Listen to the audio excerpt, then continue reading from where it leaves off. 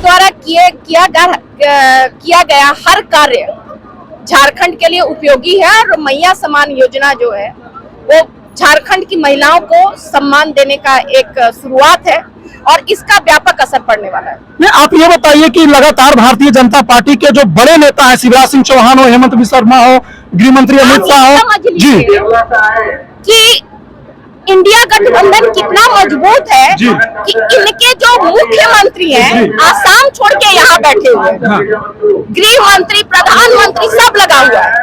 प्रधानमंत्री को मणिपुर जाने का नहीं याद आ रहा है, बिहार में बाढ़ आया था वहां नहीं गए, वहां की बस्ती जल गई वहां नहीं गए, वो झारखंड में आ रहे हैं क्योंकि उनको पता है कि इस बार उनका पत्ता और साफ हो जाएगा। तेजस्वी जी जिस तरह से हाल के दिनों में उनकी भाषण की लोकप्रियता बढ़ी है और लगातार अलग अलग लोकसभा चुनाव में भी अलग अलग राज्यों में उनकी मांग रही है, तो क्या झारखंड में भी अब उनकी लगातार कई बड़ी रैलियां होने वाली है? एकदम बिल्कुल रैली होगी और यहाँ वो काफी समय देंगे। और बात यह है कि तेजस्वी जी का भाषण इसलिए लोकप्रिय है, जनप्रिय है, क्योंकि वो सत्य बोलते हैं और जनता को जो चाहिए वो बोलते हैं। वो फिजूल का सांप्रदायिक बात नहीं करते, नौकरी, सिंचाई, दवाई, ये जो शिक्षा, इसकी बात करते हैं जो भारत की जनता के लिए जरूरी है। रोजी रोटी, मकान, इसकी जरूरत है। दवाई। एक जो मैं आखिरी सवाल आपसे पूछना चाहूंगा कि जो ये बीजेपी वाले हेमंत सोरेन को जिस तरह से ईडी सीबीआई के चक्कर में फंसा के जेल में डाली है, उसका प्रभाव क्या झारखंड मुक्ति मोर्चा के पक्ष में आएगा, विपक्ष में आएगा, भारतीय जनता को फायदे होगा, नुकसान हो, क्या होगा? पक्ष विपक्ष की बात नहीं है, बात यह है कि जिस तरह से ये ईडी और सीबीआई का दुरुपयोग कर रहे हैं, ठीक है, हम लोग तोता बोलते हैं तो बहुत मिर्ची लगती है। यही मोदी जी पहले तोता बोला करते थे, केंद्र सरकार का तोता, तब बढ़िया था।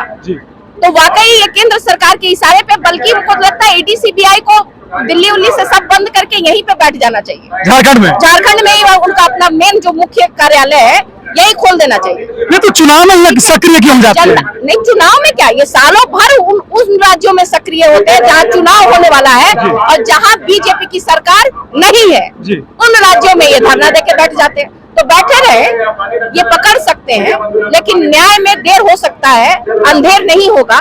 जब हमारा हाई कोर्ट में हमारा मामला जाएगा, हम लोग गलत नहीं है, सही पाए जाएंगे। और यहीं पे देखिए ना, हेमंत जी पर क्या आरोप सिद्ध हुआ? नहीं हुआ।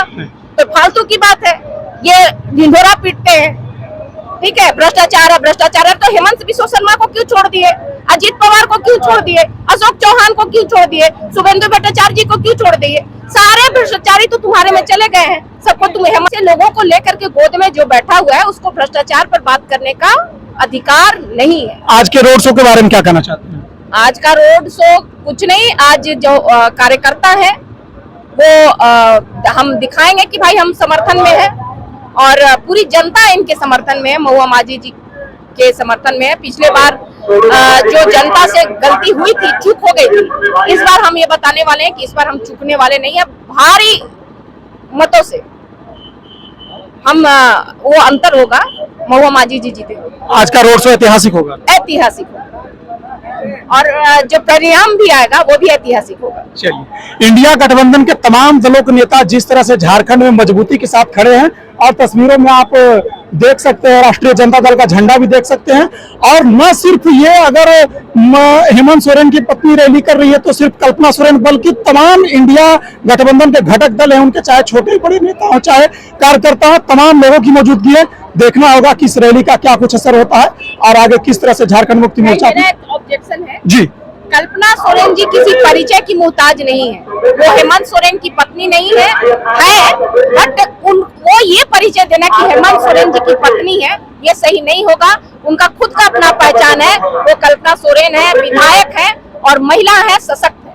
चलिए, इनकी एक वोट थी, उसको भी आपने सुन लिया, लेकिन ये तो बात सत्य है कि जिस तरह से कल्पना सोरेन पिछले 6-7 महीनों में लगातार अपने उनका कद बढ़ा है और राजनीतिक सहभागिता और जिस तरह से उनके बयानों से भारतीय जनता पार्टी और तमाम दल घायल होते रहे, तो कहीं ना कहीं एक बड़ा चेहरा बनी है। बाकी आज की रैली के बाद, आज की इस रोड शो के बाद क्या माहौल बदलने वाला है, ये देखना दिलचस्प होगा। राज कपूर, नया भारत टीवी, रांची।